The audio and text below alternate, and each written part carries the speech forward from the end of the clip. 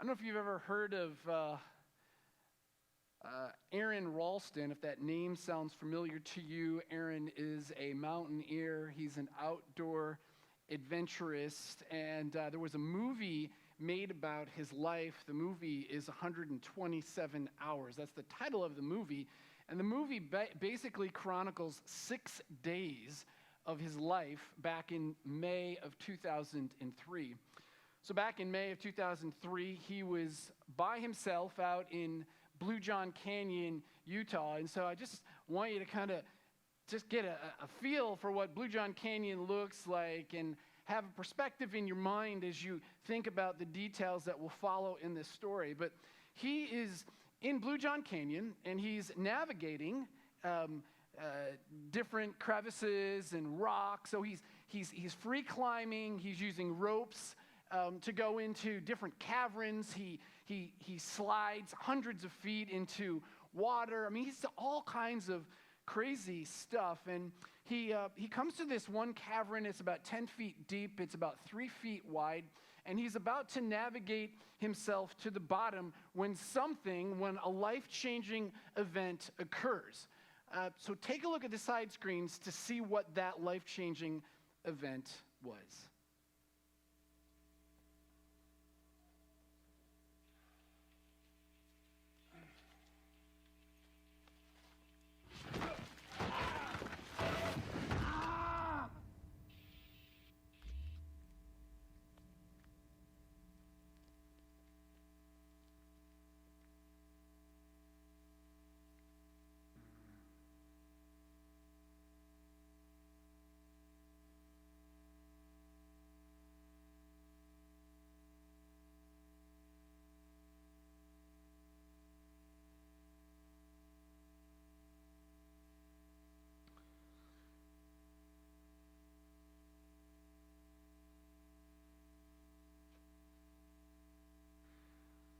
What a horrifying experience to find yourself in a situation in which your hand is now pinned against a canyon wall by an 800-pound rock. I just want you to kind of feel what that would feel like, to recognize and to realize you're in the wilderness, right? This Blue John Canyon. There's no people around. You find yourself stuck, just kind of suspended almost, with your hand pinned against a canyon wall. Aaron found himself in the situation with 1 liter of water. You can see his water bottle there. A video camera, no cell phone, a few chunks of chocolate, and 2 burritos. What do you do?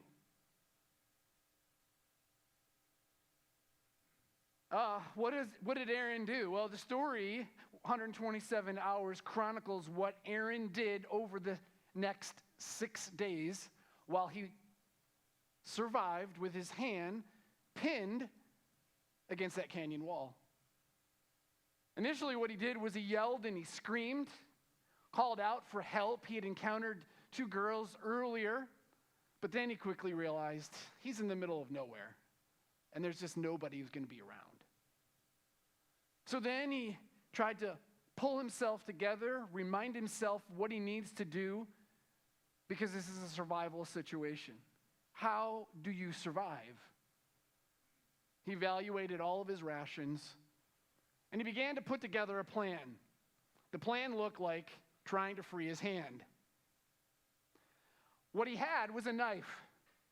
And so he began to chip away at that rock, and chip away at that rock, and chip away at that rock.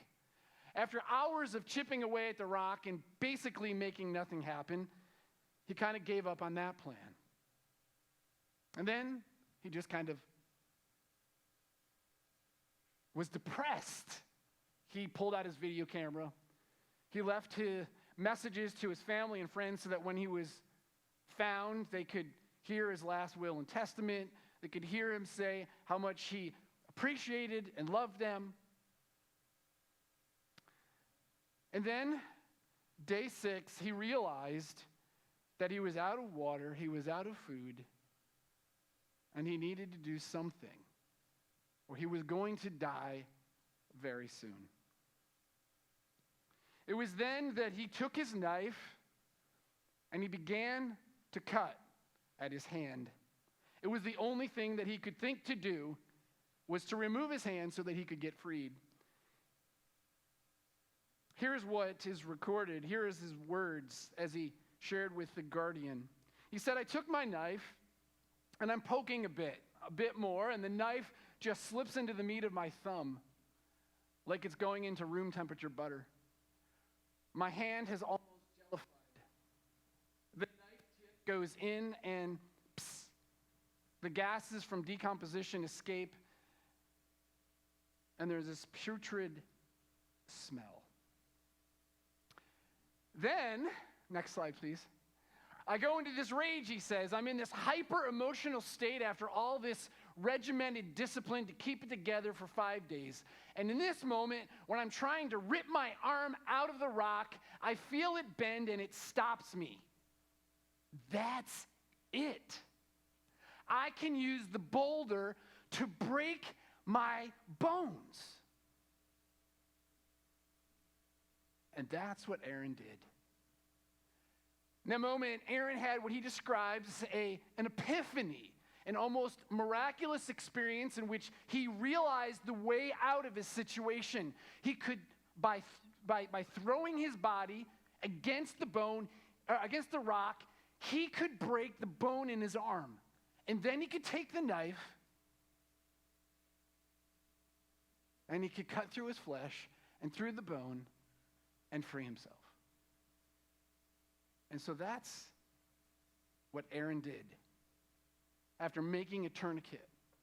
And then, after cutting off his hand, he climbed out of that crevice and he walked until, very fortunately, he found a few people, which was very random. He found a few people. They called 911. There happened to be a helicopter in the area that had blood. He'd lost 1.5 liters of blood. 30 minutes. He had 30 minutes. Had it been 30 minutes longer, he would have died. That helicopter showed. And instead of dying, Aaron Ralston lived. He's alive today. He wrote a book that chronicled his story. Now, after you're sitting there and everybody's feeling a little bit lightheaded and queasy, I just simply ask you this question because you're wondering, why did you tell us that story? I told you that story to ask this question. Would you be willing to cut off your hand to save your life?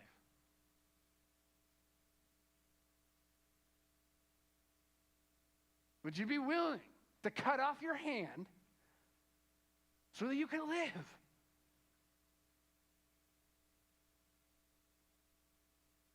We're in this series, The Hard Sayings of Jesus. We started it a few weeks ago. It's a series in which we're working through the book of Mark. We're reading it during the week, and then Sunday mornings we're coming back, and we're looking at some of the hard things that Jesus said. We're trying to make sense of them, and then trying to think through how they apply to our life living in 2023.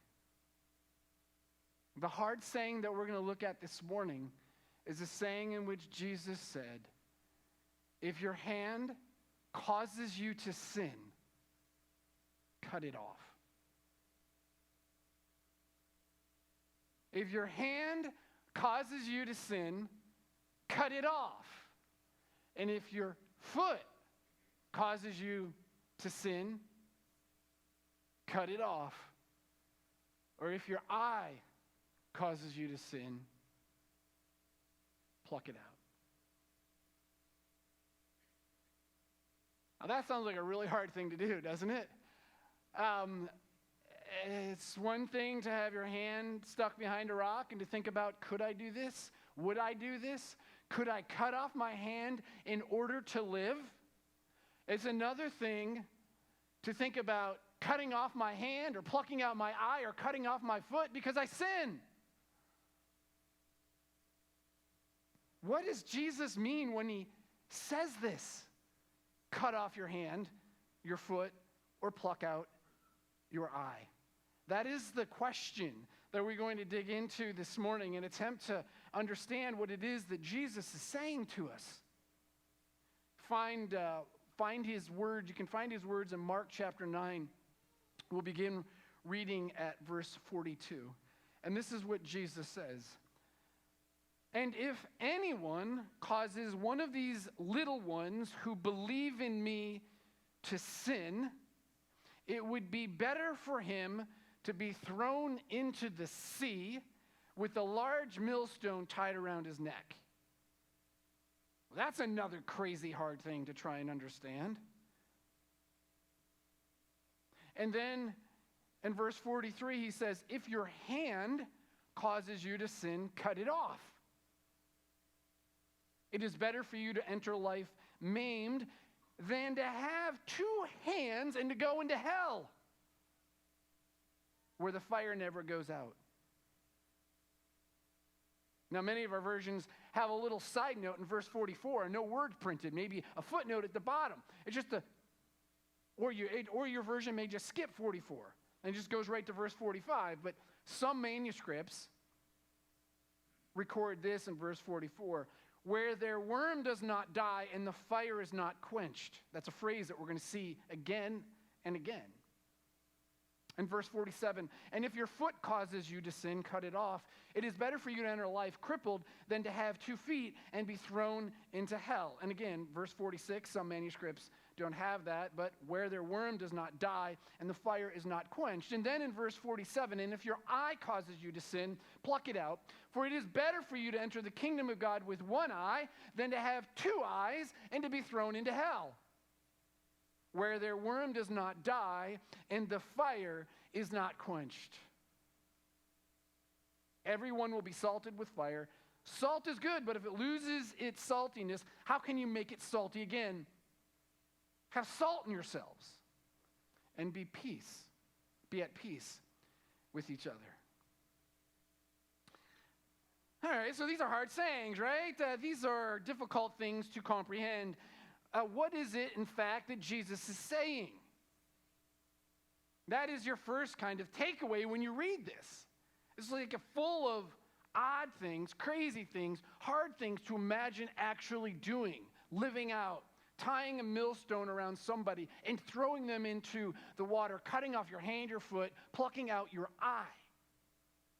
Jesus, do you really mean that we should do this? Hard things to understand. That's the first observation. Second observation that if you read it through again, you might pick up is that there's a lot of similar things that are happening. There's a lot of parallelism. And that, in fact, when you read it carefully, you begin to understand that Jesus has one message. He's saying one thing, and he's talking about multiple things, but it's only one thing that he's really saying.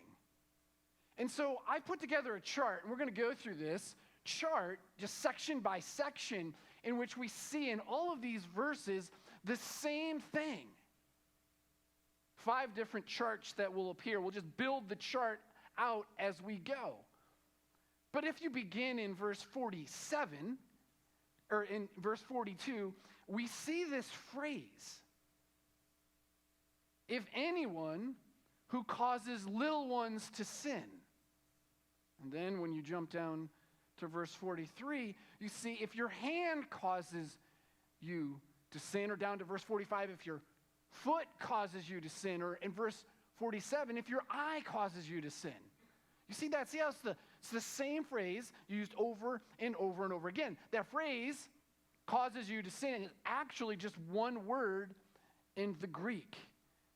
It's the word scandalizio, and it simply means to cause to stumble or to cause to sin, with the probable implication of providing some special circumstance which contributes to that behavior. There's something that's going on that makes or causes somebody to stumble or somebody to sin. You see that the Theological Dictionary of the New Testament helps us understand that the root, the original stem of this word has this idea of springing forward, back and forth, or slamming onto something, or closing something, or catching something like a trap would do. This kind of brings to mind some of the outdoor shows that I enjoy to watch, and one of them is Alone. And in Alone, people are dropped off in the middle of nowhere, the harshest conditions, with 10 items, none of which is food, and they have to survive, which means they have to catch their food, kill their food, capture their food. And one of the ways that you often see them gathering food is by setting traps. And often what you see them do is they would take a piece of bait, stick it somewhere in bushes or around them, and then they build a wall all around that bait, and then create an entrance. There's only one way to get to the bait, through this entrance. And they make it not easy to get through, but it's kind of the only way into the bait. And there in the bait, they loop a trap, a snare, so that when the animal that smells that bait wants to get in, rather than try to go through all the hard stuff, goes through the easy way in. When that animal goes through, the animal gets snared around its neck, and it dies. This is the picture with that phrase, cause to sin. It's somebody has, or something has, intentionally done something to cause stumbling.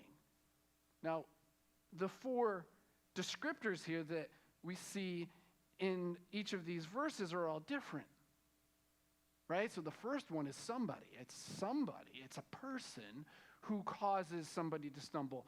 It is somebody who intentionally does something to ensnare, and in the text, it's a child is the phrase, which could literally mean child, or it could mean someone who's young in their faith. And Jesus says if someone causes someone young in their faith to get ensnared in sin, or in verse 43, if it's the hand that is the snare, it's what the hand does that causes me to be led into sin, or my eye or my foot, then there's some drastic action that needs to take place.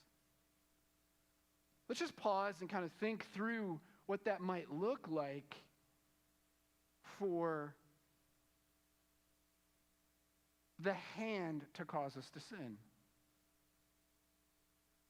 You think about the hand and the different things that the hand can do. The hand, one thing the hand can do, it can gather and it can collect. It can gather and collect resources. It can gather and collect money, for example. It can gather and collect money and set it aside. It can gather and collect money and set it aside for self. It can hoard. Right? Money can be all about spending on self. The hand can also take the ice cream or the cake and the cookies, the nice steak, the whatever it is, and it can set it aside for self. The hand can click. The hand can click on the clicker, the hand can click on the mouse, and the hand can choose to download resources, download movies, or download music that would be stealing. You can go to pirated sites and steal from somebody. The hand can do this, and I can sin. The hand can also, with an open side or with a fist, hit. It can hit with the intent to hurt. With the open hand, the hand can hit a child, and a parent in anger can hit a child in sin. Or a child in the backyard, in a backyard football game, or in the front yard, in the driveway, in a pickup basketball game, in anger can, with a closed fist, hit the neighborhood kid. Or you can just watch it on TV and see it in the NBA, or the NHL, or even any of the major sports. Right? The hand can be a direct result of all kinds of destructive behavior, all kinds of sin. Not only the hand, but the foot. The foot can take us to places that aren't good. The foot can take us to the bar where we struggle to maintain sobriety. The foot can take us to the theater to view things that are destructive to our heart and to mind. The feet can take us to the gentleman's club, to the strip club. The feet can take us to the party at the kids' house where the parents are. The foot can lead us into sin. And then there's the eye. Oh, it's so easy with the eye, right? The eye can have the lustful look at the neighbor next door, the person in the checkout line, the coworker, whoever he or she is. The eye can view pornography. The eye can view explicitly sexual content on the TV or on the computer screen and lead into deeper sin. The eye can look enviously at the neighbor's car or golf clubs or whatever it is that the neighbor might have, the jewelry, the nice diamond ring, and can lead me into greater sin. The eye can look at the Instagram or the Facebook page, the TikTok posts, or the images on YouTube and can lead me into a very low self-esteem as I compare myself to all of these other images of these other people. The eye, the foot, the hand can cause all kinds of damage to me as a person. And Jesus says that because or if someone causes someone to sin, or if the hand causes you to sin, or the eye causes you to sin, or the foot causes you to sin, then take drastic measure. And so this is the next thing, the next slide we see is that if the hand causes you to sin, cut it off. The foot, cut it off. The eye, pluck it out. This is what Jesus says. And this is that hard saying. This is where you go, what are you talking about, Jesus? Are you crazy? Are you really instructing people to literally remove a limb? Which is something, sadly, that is becoming more and more of an issue for people today in our culture. People who are deciding that they no longer want to identify with having a hand. And so they go and they ask to have their hand amputated. Or I read a story of a 21-year-old woman who wants to identify as being blind, and she's intentionally trying to damage her eyes. Is this what Jesus is saying? Because you struggle with sin, therefore go ahead and remove these things? First reading through, that might be what you conclude. But in fact, scholar after scholar after scholar and person after person after person say, no, that's not what Jesus means. No, Jesus doesn't mean to do this literally. Instead, Jesus is using exaggerated language so as to startle the hearer with physical image of a spiritual picture. So you see these different commentators who say Jesus is not demanding the excision of our bodily members. He's demanding the cessation of the sinful activities that these members are participating in, right? Radical spiritual surgery is what is demanded. Or from the Life Application New Testament, Jesus did not mean to literally cut off a part of the body. He meant that any relationship or practice or activity that leads to sin should be stopped. And this is very important. Just cutting off a limb that commits a sin or gouging out an eye that looks lustfully would still not get rid of this sin. Right? For all that begins in the heart and the mind. What Jesus was saying is that people need to take drastic action to keep them from stumbling. It's choices that I might have to make, things that I must do in order to help me to stop sinning. Again, it's exaggerated language.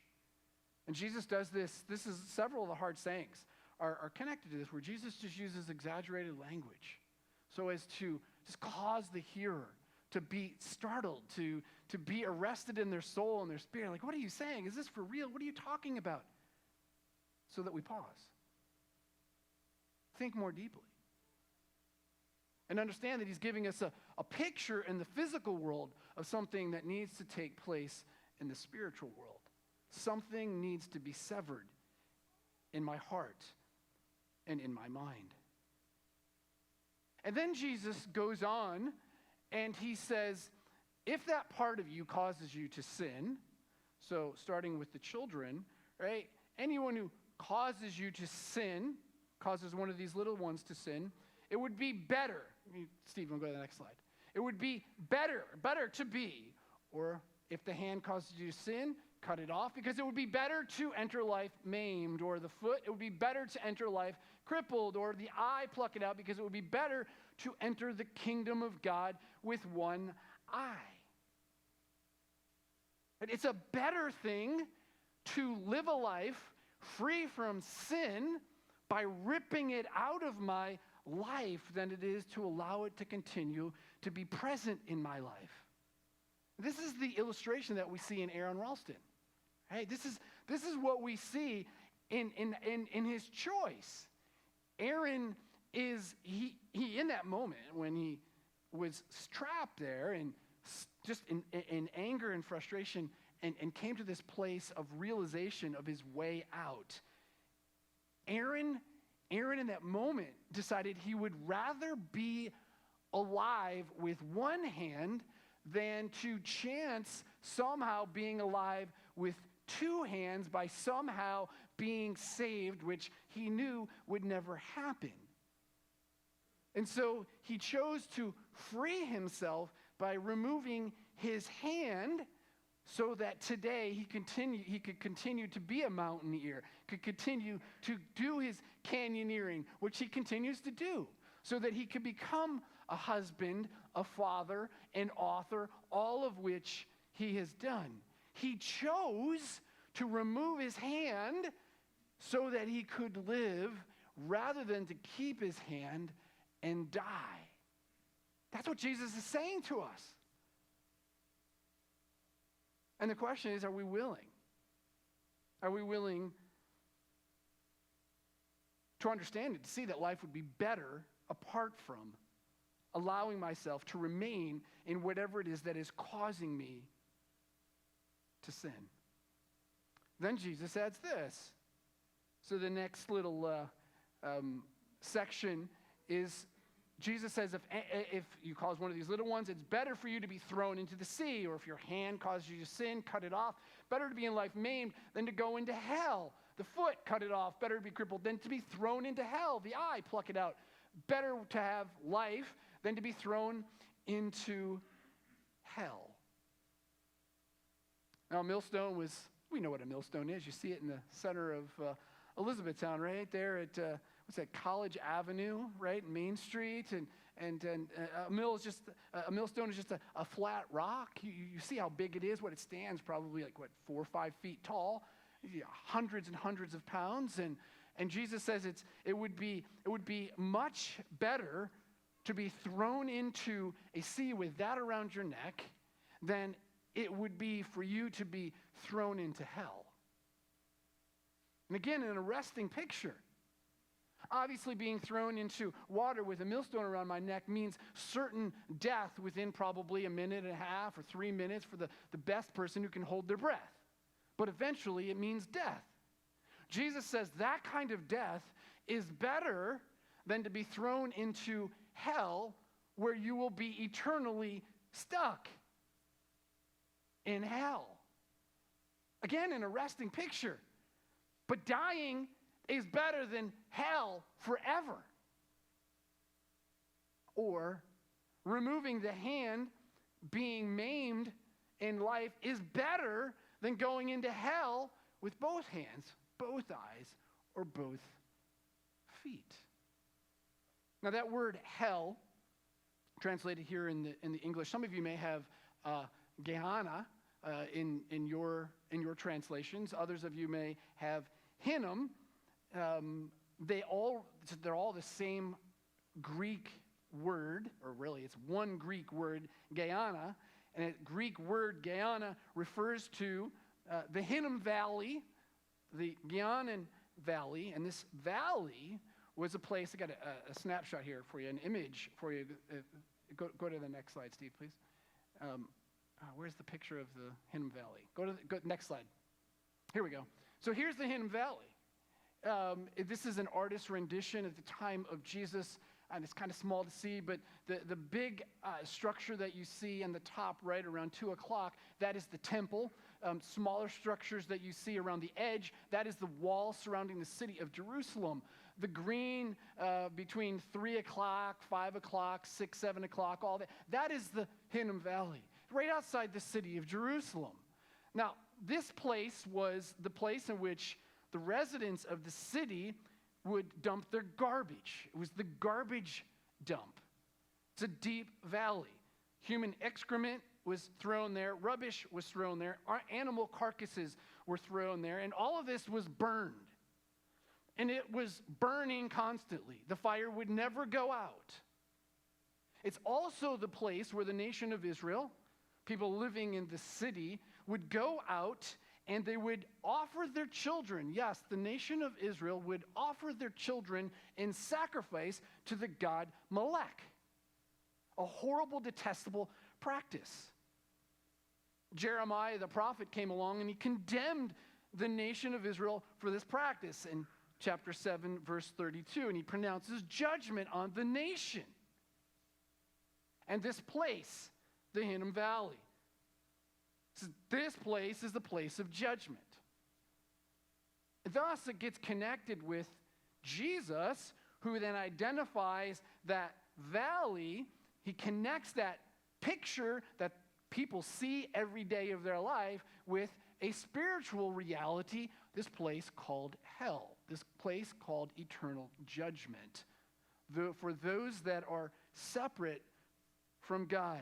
The ungodly are sons of Gehenna, Jesus says in Matthew chapter 23, verse 15. They go into it with Satan and his demons, he says in Matthew 25, 41. In Revelation 19 talks about this, and Revelation 20 also does.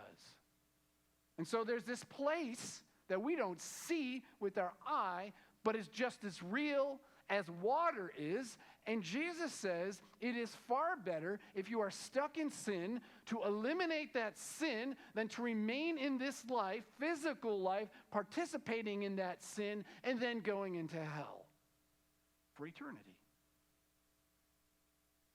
The last little bit of information that Jesus adds, and again, this is the part where some manuscripts include it and others don't, but you definitely see it at the end of what it is that he teaches. There's this phrase, their worm does not die and the fire is not quenched.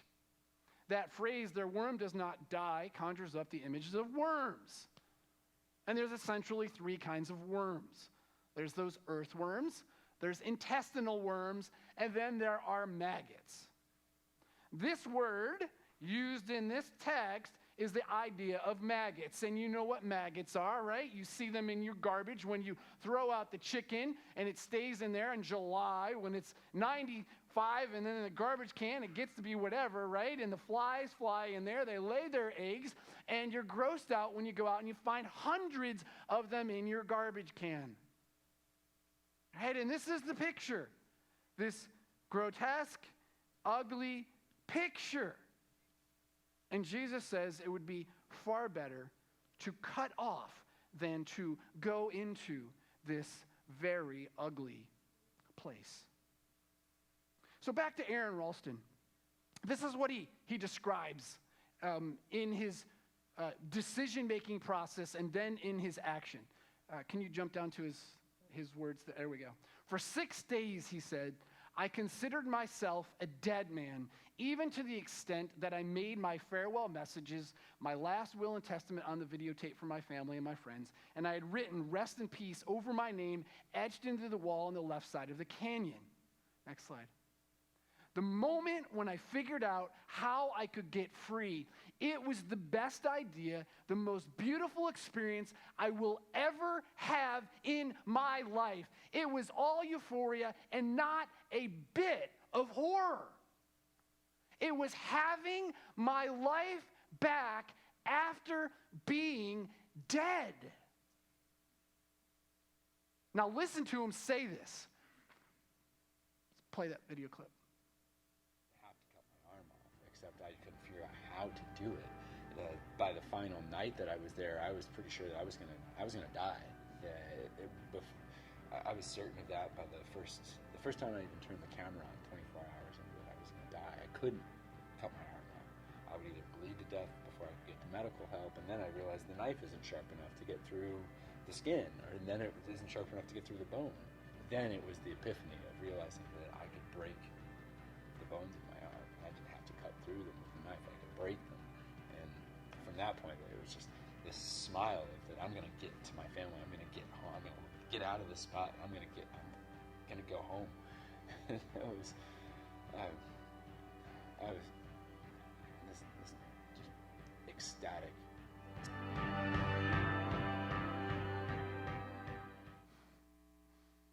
Feel the emotion of that man, ecstatic to cut off his hand. Euphoria.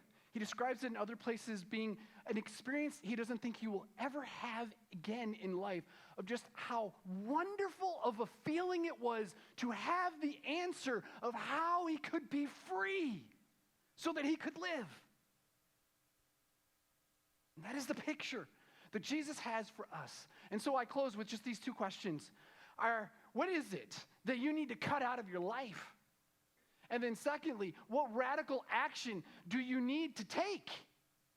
Maybe it's to get rid of the computer. Maybe it's to get rid of the smartphone. Maybe it's to get rid of the internet. Maybe it's to close the Facebook account, the YouTube account, the WhatsApp, the Instagram, the Snapchat, the Pinterest account. Just get rid of it. Maybe it's to cut up all the credit cards. Maybe it's to sell the toys. Maybe it's to quit the job. Maybe it's to drop out of the program that you're in. Maybe it's to move out of the situation and the relationship that you're in. Maybe it's to quit the job.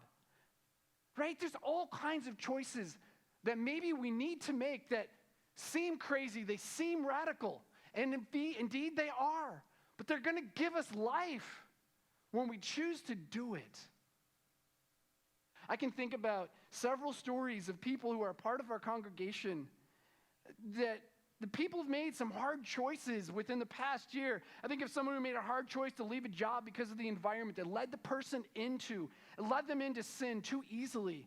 And so now they're out of that job in another situation and have experienced freedom because they don't have that in their life anymore. Or the choice to cut out alcohol in life because it's just been too much to keep drinking and too much of a temptation, and the freedom to just say, no more, I'm free.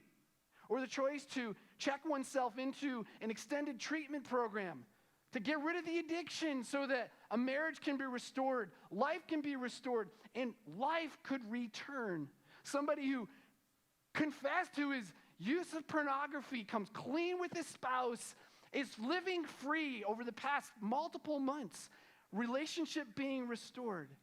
The choice to have the hard conversation, which led to separation and moving out, but better life because of it.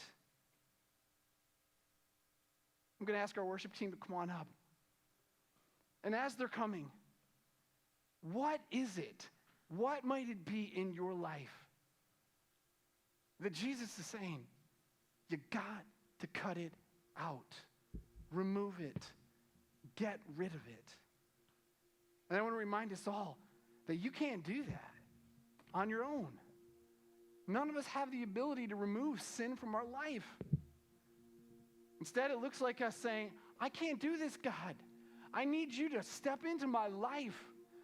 If you've never, ever uttered those words, which looks like simply confessing my sin and saying, God, I don't have the ability within me to deal with my sin. The reality is nobody has the ability within them to relieve themselves of their sin. We're all stuck in it. We need Jesus to take our sin, every one of us. If you've never put your trust in Jesus, this is an invitation for you to do that. Just call out on him. Receive his work.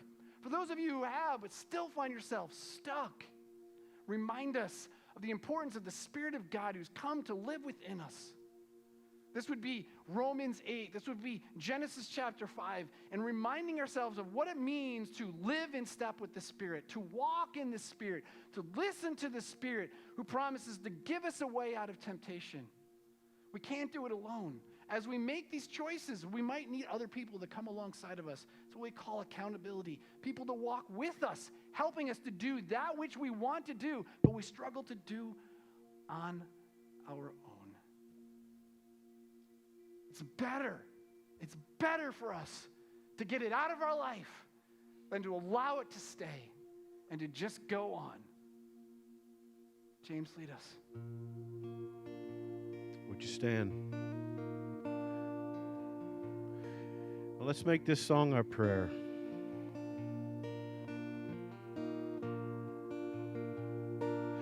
Lord, I come, I confess, bowing here, I find my rest, and without you, I fall apart.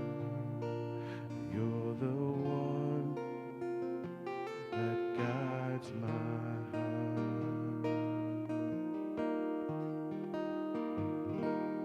Lord, I need you. Oh, I need you. Every hour I need you. My one defense, my righteousness. Oh God, how I need you.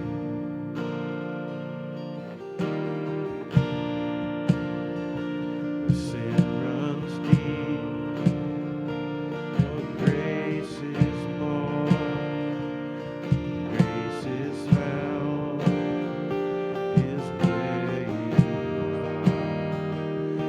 where you are. Lord, I am free. Holiness is Christ in me. Where you are, Lord, I am free. Holiness is Christ in me.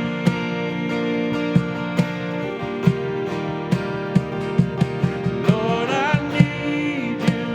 Oh, I need you. Every hour I need you. My one defense, my righteousness.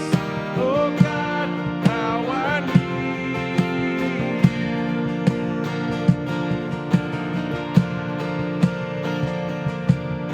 So teach my song to rise to you when temptation comes my way. And when I cannot stand, I'll fall on you. Jesus, you're my hope and stay. And when I cannot stand, I'll fall on you. Jesus, you're my hope and stay.